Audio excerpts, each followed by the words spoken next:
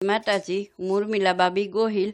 આજે આપણે બે વાનગીઓ બનાવશું, એક ખમણ અને બીજું બાળકો માટે આલુ પરોઠા ડ્રાયફ્રૂટવાળા. તો આજે આપણે પહેલાં ખમણની તૈયારી કરી લઈએ, પછી હું બાળકોના ડ્રાયફ્રૂટવાળા પરોઠાને રેસીપી બતાવીશ. તો પહેલાં આપ જોઈ શકો છો, એક તપેલીમાં આપણે પહેલાં થોડો ચણાનો લોટ જ લેવાનો. આપણે જેટલા બનાવવા હોય એ પ્રમાણે આપણે ક્વોન્ટિટી લેવાની.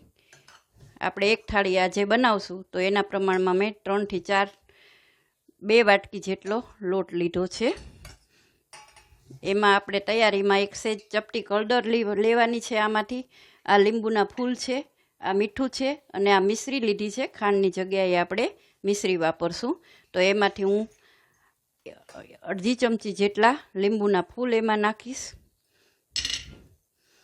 મિશ્રી આપણે એટલી નાખી જ દેશું, 1 ચમચી નાખી અને લીંબુના ફૂલ નાખ્યા અને આટલું આપણે ઓલું નાખશું, મીઠું નાખશું અને આટલી ચપટીક જ હળદર નાખવાની, હાવ કેવા પૂરતી, જેનાથી આપણે સેજ કલર આવશે. હવે બધું બેટરને આપણે સેજ આમનેમ જ ચલાવી નાખવાનું અને ચણાનો લોટ ફરજિયાત ચાળીને જ લેવો. અને આ ખમણ તમારે બનાવવા હોય તો તમારે તૈયાર જે બેસન આવે છે એ ન લેવો, પણ ઘરે જે આપણે ચણાની દાળ હોય એને દળાવી અને આપણે એ લોટ જ લેવાનો છે.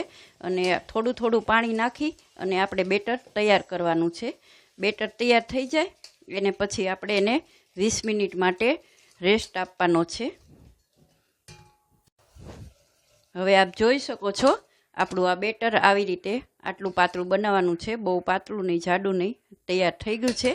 એને હવે આપણે રેસ્ટ આપવો પડશે અને ઢાંકીને જ આપવાનો છે. તો હવે એને આપણે ઢાંકી અને 20 મિનિટ માટે રેસ્ટ આપશું. ખમણનું બેટર રેસ્ટ કરવા માટે મૂકી દીધું છે. ત્યાં સુધીમાં આપણે બાળકોના આલુ પરોઠા ડ્રાયફ્રૂટવાળા આલુ પરોઠાની તૈયારી કરીએ છીએ. એમાં મેં આ ડ્રાયફ્રૂટને હવે દેખાડ્યું તો એ બધું ક્રશ કરીને રાખી દીધું છે. મીઠું છે અને થોડી મિશ્રી લીધી છે અને થોડો ધાણા જીરું લીધું છે અને થોડોક જ ગરમ મસાલો અને એકદમ ઝીણી મોળેલી કોથમરી અને લીંબુ. બાળકો જમશે એટલે આપણે આમાં લીલું મરચું અથવા લાલ મરચું નથી નાખતા. બાળકોને પસંદ ન હોય, તીખું ન જમતા હોય ને જો તમારા બાળકો તીખું જમતા હોય તો તમે આમાં લાલ મરચું અને એ બધું નાખી શકો છો. બટેટા બાફા મૂક્યા ત્યારે એમાં સેજ મીઠું અને સેજ અમથી હળદર નાખી દીધી હતી, એટલે આપણું આ બેટર સરસ યલો કલરનું થઈ જશે. પરોઠામાં જે આપણે ડ્રાયફ્રૂટ નાખવાનું છે એમાં પિસ્તા છે, કાજુ છે, અખરોટ છે અને બદામ છે. એને આપણે આ મિક્સર જારમાં ક્રશ કરી લઈશું અને પછી એમાં ઉમેરી દઈશું. 1 ચમચી મિશ્રી નાખશું, અડધી ચમચી જેવું મીઠું બાફવામાં નાખ્યું હતું એટલે નાખ્યું, અડધી ચમચી મીઠું નાખશું, 1 ચમચી ધાણા જીરું નાખશું અને અડધી ચમચી ગરમ મસાલો નાખશું અને કોથમરી આપણે બધી નાખી દેશું, ઝીણી મોળવાની, એટલે બાળકોના મોઢામાં ન આવે તો એ જમી શકે. બીજું આપણે 1 લીંબુનો રસ છે તે નાખશું આમાં અને આપણે જે બેટર કર્યું હતું બધું ક્રશ કરેલું ડ્રાયફ્રૂટનું એ બધું આમાં નાખી દેશું અને હવે એને આપણે બધું મિક્સ કરી લેશું સારી. હવે આપ જોઈ શકો છો, આપણું બેટર સરસ તૈયાર થઈ ગયું છે. આલુ પરોઠાનું સ્ટફિંગ એને આપણે સાઈડમાં રાખી દેશું.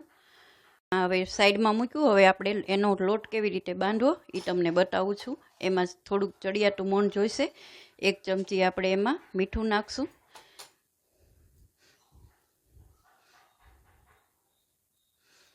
3 થી 4 ટેબલ સ્પૂન જેવું તેલ નાખશું. એ જ ઢીલો, બહુ કઠણ લોટ બાંધવાનો નથી. લોટ આપણે ત્યાં સુધીમાં બાંધી લઈએ.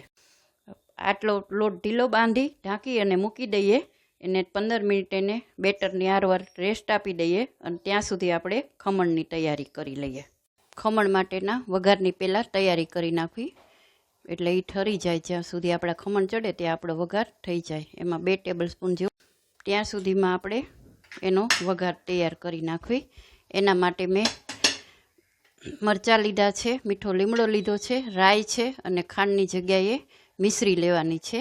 તો આપણે પહેલાં હવે આમાં રાઈ નાખશું. રાઈ થોડી ચડિયાતી જોશે તો તમે 1 થી 1.5 ચમચી જેવી નાખી શકો છો એમાં. હવે જોઈ શકો છો આપણો રાઈ સરસ તતડી ગઈ છે. એમાં આપણે પહેલાં મીઠા લીમડાના પાન નાખશું, એમાં આપણે લાલ મરચાં નાખશું,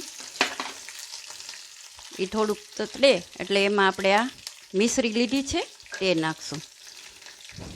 એ બધું અંદર સરસ ઓલું થઈ જાય એટલે એમાં આપણે હવે વઘારમાં પાણી નાખવાનું છે. તો આપણું આ પાણી ઉકળવા માંડ્યું છે, એમાં મિશ્રીને બધું ગળી ગયું છે. હવે આપણે આ વઘાર 5 મિનિટ ઉકાળી અને બંધ કરી દેવાનું છે. ઢોકળાનું ઉકળી ગયું છે, એમાં ખાલી આપણે 2 થી 3 ટીપા તેલ નાખી દેશું એટલે પાણી ઉભરાય અને આપણી ઢોકળાની થાળીમાં ન જાય. એ ટિપ્સમાં આવશે તમારે. તો તમારે જો પાણી ઉભરાશે તો ઢોકળાની થાળીમાં જશે તો સારું નહીં બને, એટલે થોડુંક તેલ આમાં નાખવાનું. હવે આ મેં તેલવાળી કરીને થાળી મૂકી લીધી છે, એને આપણે થોડીક સ્ટીમ થવા મૂકી દેશું. એ સ્ટીમ થાય છે ત્યાં સુધી આપણે આ બેટરમાં લીંબુનો રસ અને આ મેં ટાટા ખાવાના સોડા લીધા છે. આ જે પેકેટ આવે છે, આપણે સ્ટીમ થાય સાળી ત્યાં સુધીમાં આ ટાટા સોડા આવે છે એ મેં લીધા છે. આમાં 1 ચમચી અને 1 ચમચી લીંબુનો રસ છે, એ આપણે પહેલાં બેટરમાં નાખશું. સોડા નાખી અને એની માથે આપણે લીંબુનો રસ નાખી દેવાનો 1 ચમચી જેટલો. અને હવે પછી આપણે બેટરને ફટાફટ ચલાવવા માંડવાનું. બેટર બની ગયું છે, હવે એને આપણે ગ્રીસ કરેલી થાળીમાં નાખી દેશું બધું બેટર.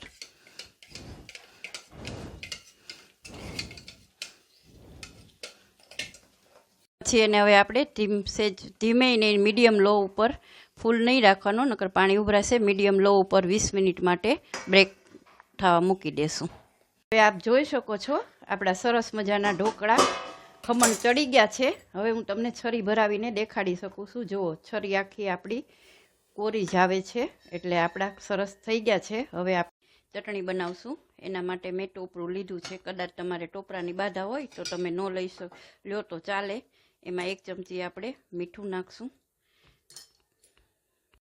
હવે આપ જોઈ શકો છો, હવે આમાં આપણે ટોપરું ને મીઠું નાખ્યું, એમાં આટલા 1-2 ભોલર મરચાં નાખશું. તમારે તીખું ખાવું હોય તો તમે ચીડિયા મરચાં લઈ શકો છો. અને 2 તીરખી લીમડાના પાન નાખશું અને નાની 1 વાટકી સિંગના દાણા નાખશું અને 2 ટેબલ સ્પૂન જેટલી લીલી કોથમરી નાખશું. ફ્રેશ જ લેવી એટલે સરસ થાય. અને નાખશું. હવે આને બધું આપણે ઝીણું મિક્સરમાં ક્રશ કરી લઈએ. શકો છો આપણી ચટણી તૈયાર થઈ ગઈ છે ખમણ માટે. શકો છો આપણા ખમણ ઠરે છે ત્યાં સુધીમાં આપણે આલુ પરોઠા બનાવવાની તૈયારી કરી લઈએ છીએ. આ લોટ છે, આ બેટર છે ને તેલ છે.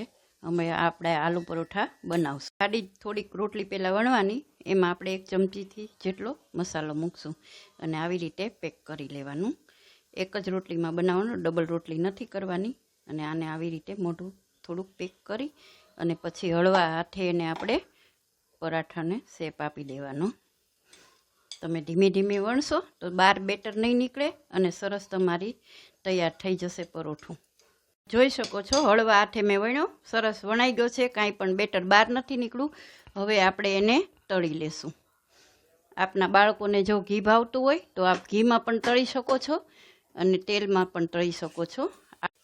ધીમે તાપે સરસ ક્રિસ્પી અને સરસ ડ્રાય ફ્રૂટ પરોઠું બાળકો માટે તૈયાર થઈ ગયું. બાળકો પણ જમી શકે અને મોટા પણ. જોઈ લો સરસ થઈ ગયું છે આપણું. લીધું પરોઠા આપણા તૈયાર થઈ ગયા છે અને ખમણ પણ આપણા હવે થોડી વાર પણ ઠરીને સરસ તૈયાર થઈ ગયા છે. ઠરી ગયા પછી આ વઘાર પણ ઠરી ગયા પછી જ ઉપરથી નાખવાનો છે.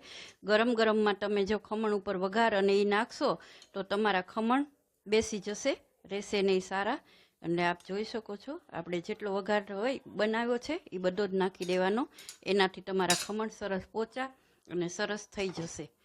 એથી થોડું ગાર્નિશિંગ કરી અને આપણે એને કટિંગ કરી અને સર્વ કરશું. આપ જોઈ શકો છો વાનગી બની ગઈ છે આપણા ખમણ અને બાળકોના આલુ પરોઠા.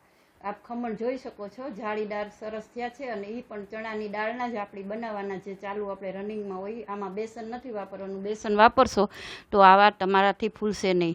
એની સાથે આપણે લીલી ચટણી લીધી છે. બાળકોને બટર ભાવે પરોઠા હારે એટલે પરોઠા હારે બટર અને દહીં 2 પીરસું છે.